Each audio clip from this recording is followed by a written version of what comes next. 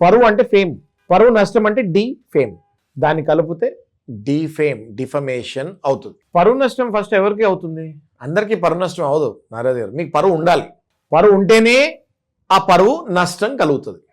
Okay, మహా పెద్ద పెద్ద వ్యక్తులు, యాక్టర్లు, బిజినెస్ మ్యాన్లు, అధినేతలు, సంస్థ అధినేతలు, వీళ్ళందరికీ ఎన్నో సంవత్సరాలు వాళ్ళు కష్టపడి 15 సంవత్సరాలు, 20 సంవత్సరాలు, 30 సంవత్సరాలు కష్టపడితే ఆ పరువు అన్నది ఫామ్ అవుతుంది.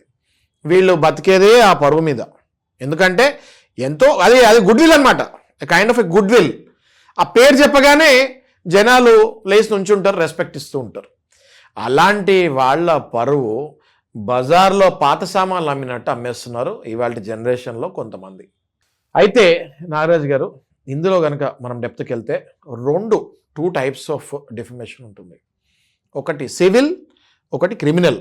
అందులో ఏంటి అంటే లిబెల్, స్లాండర్, ఇవన్నీ కూడా లీగల్ టర్మినాలజీ.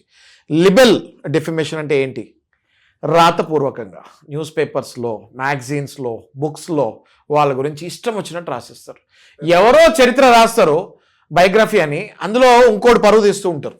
వెబ్సైట్స్లో కూడా, వెబ్సైట్స్ మేము చెప్తున్నాను మీకు, బుక్కులు, వెబ్సైట్లు, వాట్సాప్ గ్రూపులు, న్యూస్ పేపర్లు, మ్యాగజైన్లు, సోషల్ మీడియాలు, any print media, any social media, ఇవన్నిట్లో కూడా ఇష్టం వచ్చినట్టు రాసిన, ఇష్టం వచ్చినట్టు ఏదైనా పెట్టిన, వీడియోలు పెట్టిన ఒక మనిషి గురించి, ఇవన్నీ కూడా లిబెల్ డిఫమేషన్ కిందకు వస్తుంది. నెక్స్ట్ స్లాండర్ డిఫమేషన్ గురించి మాట్లాడదాం.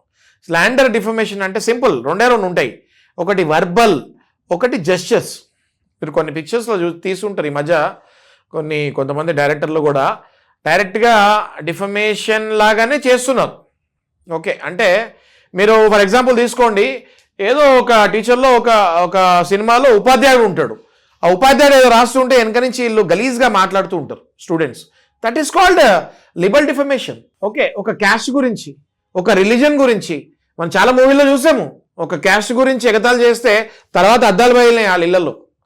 అది defamation. That's called slander defamation.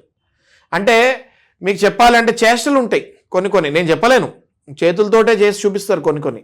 అవన్నీ కూడా that will come under slander defamation.